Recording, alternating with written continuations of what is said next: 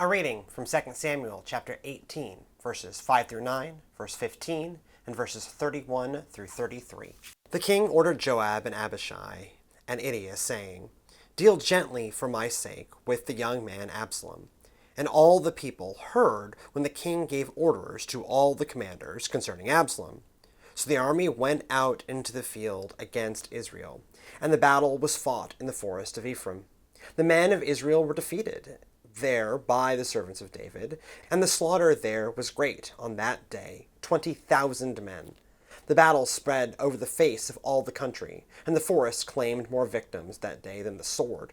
Absalom happened to meet the servants of David. Absalom was riding his mule, and the mule went under the thick branches of a great oak. His head caught fast in the oak, and he was left hanging between heaven and earth, while the mule that was under him went on. And 10 young men, Joab's armor-bearers, surrounded Absalom and struck him and killed him. Then the Cushite came, and the Cushite said, "Good tidings for my lord the king, for the Lord has vindicated you this day, delivering you from the power of all of those who rose up against you." The king said to the Cushite, "Is it well with the young man Absalom?" The Cushite answered, "May the enemies of my lord the king and all who rise up to do you harm be like that young man." The king was deeply moved and went up to the chamber over the gate and wept. And as he went, he said, "O my son Absalom, my son Absalom, would I have died instead of you, O Absalom, my son, my son." My squishy, mainline United Methodist upbringing shielded me from the worst excesses of a graceless God. However, life in the early 2000s made purity culture unavoidable. At its core, purity culture attempts to scare and guilt young people, particularly young women, into not having sex before marriage with vague or explicit threats of judgment from your family, your future spouse, and God. The version that I received never stated that God would no longer love me if I had premarital sex, but did overtly say it was one rule that God really expected me to follow. I may not have risked full wrath, but I certainly risked a specific form of divine disappointment if I went too far with a young lady. Now, the actual Bible shows greater ambivalence over the whole issue. Paul, in particular, definitely links sex and marriage, but one senses that infidelity poses the greater concern. Still, he writes to the Corinthians that sex and marriage go together, from 1 Corinthians chapter 7, verses 8 through 9. "To the unmarried and the widows, I say that it is well for them to remain unmarried as I am. But if they are not practicing self-control, they should marry. For it is better to marry than to be aflame with passion." In the previous chapter, he talks about sexual intercourse making two people one flesh, and thus it matters who one becomes one flesh with. So yes, the New Testament definitely sees sex as belonging within marriage. So any sex outside of marriage, premarital or adulterous, goes against God's ideal plan for our lives. However, one has to assemble this through only sidelong mentions. Paul says a ton about sexual immorality and infidelity, and little about hormone-fueled teens. Purity culture makes the rhetorical choice to connect all the material about sexual immorality with premarital sex. But Paul never clearly makes that leap. Paul, Jesus, and John, who account for the vast majority of the words and thoughts of the New Testament, each give strong voice to the forgivability of even horrific acts. As Jesus hangs, dying painfully on the cross, he forgives his killers. As it says in Luke 23:34, "Then Jesus said, 'Father, forgive them, for they do not know what they are doing.' And they cast lots to divide his clothing." If unjustly killing the Son of God in torturous fashion receives forgiveness, losing one's virginity in a moment of lapse before your prefrontal cortex has completely formed is certainly capable of receiving forgiveness. Purity culture holds up premarital sex as this special class of particularly scary sin, but Jesus, Paul, nor God ever said that. God's grace remains God's grace.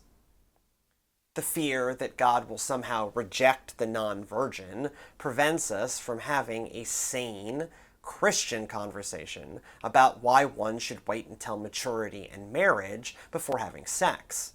Sex is the ability to mess up your life and the lives of others. The bonding chemicals involved in sexual intercourse can alter the brain in profound ways. Pregnancy, the scare of a potential pregnancy, weighing a potential abortion, all open up one to trauma, no matter one's age. It's one of the first places where teens start playing for keeps and can do permanent harm to themselves or another person. God won't hate you. God will always forgive you. Having casual sex as a teenager doesn't put you on a slip-and slide to damnation. But sex, when misused, can do profound harm to another person. If we seek to answer a call to love our neighbor, not opening them up to harm constitutes a decent step in that direction. In 2 Samuel 18, God doesn't hate David. Back in 2 Samuel 12, the prophet Nathan offers David a piece of absolution. David still sits on the throne as God's anointed. However, David has sinned, and the ripple effects of those actions come home to roost. First, the king has his way with Bathsheba and kills Uriah, complicating the family and setting a poor example. Then, when David's first son, Amnon, rapes his sister Tamar, David lets it go, as it says in 2 Samuel 13, 21 through 22. When David heard of all of these things, he became very angry, but he would not punish Amnon because he loved him, for he was his firstborn. But Absalom spoke to Amnon, neither good nor bad, for Absalom hated Amnon because he had raped his sister Tamar.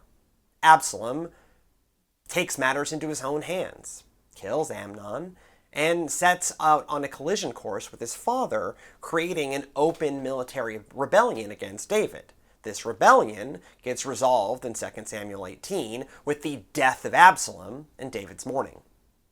David doesn't lose his relationship with God in this. At the end of his life, in 2 Samuel 23, David ends, much as he began, praising God. His actions still carry heavy consequences for the people around him. 2 sons dead, and a daughter devastated. David doesn't carry all the blame for this, but his actions and failures to act contributed. He caused harm. God did not reject him.